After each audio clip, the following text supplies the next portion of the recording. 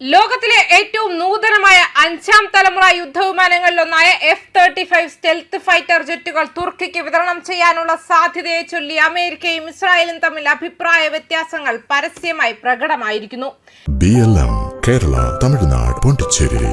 Israel പ്രധാനമന്ത്രി Benjamin നെതന്യാഹുവിന്റെ ശക്തമായ എതിർപ്പിനെ American president Donald Trump തള്ളിക്കളഞ്ഞത് ഒരു സാധാരണ നയതന്ത്ര പ്രതികരണമല്ല. അമേരിക്കയുടെ പ്രതിരോധ നയത്തിലും നാറ്റോ സഖ്യത്തിന്റെ ഭാവിയിലും മിഡിൽ ഈസ്റ്റിലെ അധികാര സന്തുലിതാവസ്ഥയിലും വലിയ സ്വാധീനം ചെലുത്താൻ സാധ്യതയുള്ള പ്രഖ്യാപനമായാണ് ഇതിനെ അന്താരാഷ്ട്ര നിരീക്ഷകർ വിലയിരുത്തുന്നത്. ട്രംപിന്റെ ഈ നിലപാട് വാഷിംഗ്ടൺ തന്റെ പ്രതിരോധ വ്യാപാര തീരുമാനങ്ങൾ സഖ്യരാജ്യങ്ങളുടെ സമ്മർദ്ദത്തിന് വഴങ്ങാതെ സ്വതന്ത്രമായി എടുക്കുമെന്ന വ്യക്തമായ സന്ദേശം കൂടിയാണ്. എയർഫോഴ്സ് വണ്ണിൽ മാധ്യമപ്രവർത്തകരോട് സംസാരിക്കവെയാണ് ട്രംപ് തന്റെ നിലപാട് വളരെ വ്യക്തമായി അവതരിപ്പിച്ചത്. ഞങ്ങൾ ആരെന്ത് വാങ്ങണമെന്ന് തീരുമാനിക്കുന്നത് ഞങ്ങളാണ്, എന്ത് നൽകണമെന്ന് ആരും എന്നോട് പറയുന്നില്ല എന്ന പരാമർശം അന്താരാഷ്ട്ര മാധ്യമങ്ങളിൽ വ്യാപകമായി ശ്രദ്ധിക്കപ്പെട്ടു. ഇതിലൂടെ നെതന്യാഹുവിന്റെ ആശങ്കകൾ അംഗീകരിച്ചില്ലെന്ന് മാത്രമല്ല, അമേരിക്കയുടെ പ്രതിരോധ കയറ്റുമതി നയം മറ്റൊരു നിർദ്ദേശങ്ങൾക്ക് വിധേയമാകില്ലെന്നും ട്രംപ് വ്യക്തമാക്കുകയാണ്.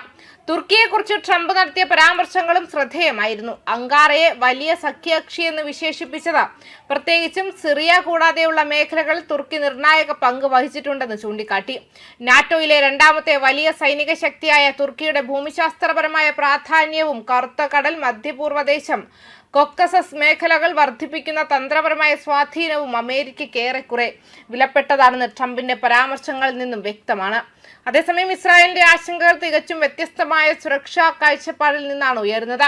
മിഡിൽ ഈസ്റ്റിൽ ഇസ്രായേൽ സൈനിക മേൽക്കോയ്മ നിലനിർത്തുക എന്നത് പതിറ്റാണ്ടുകളായി അമേരിക്കൻ വിദേശ നയത്തിന്റെ പ്രധാന ഘടകമാണ്.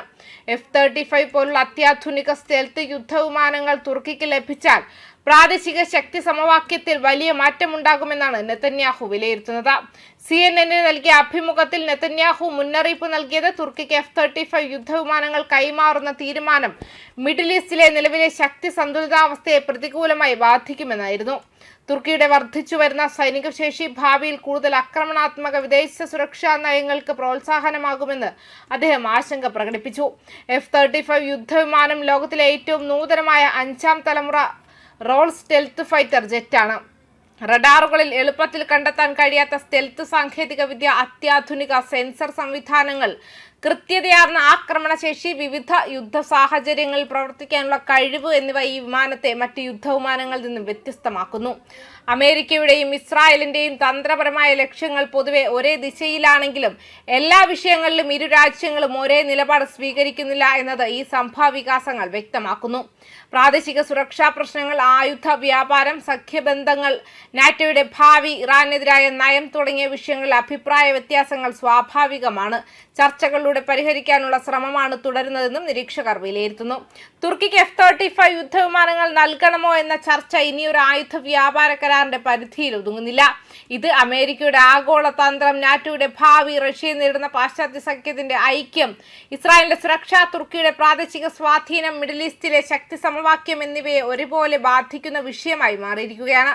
ട്രംപിന്റെ വ്യക്തമായ നിലപാടും നെതന്യാഹുവിന്റെ എതിർപ്പും ഈ വിവാദത്തെ കൂടുതൽ ശക്തമായി അവതരിപ്പിച്ചിട്ടുണ്ട്.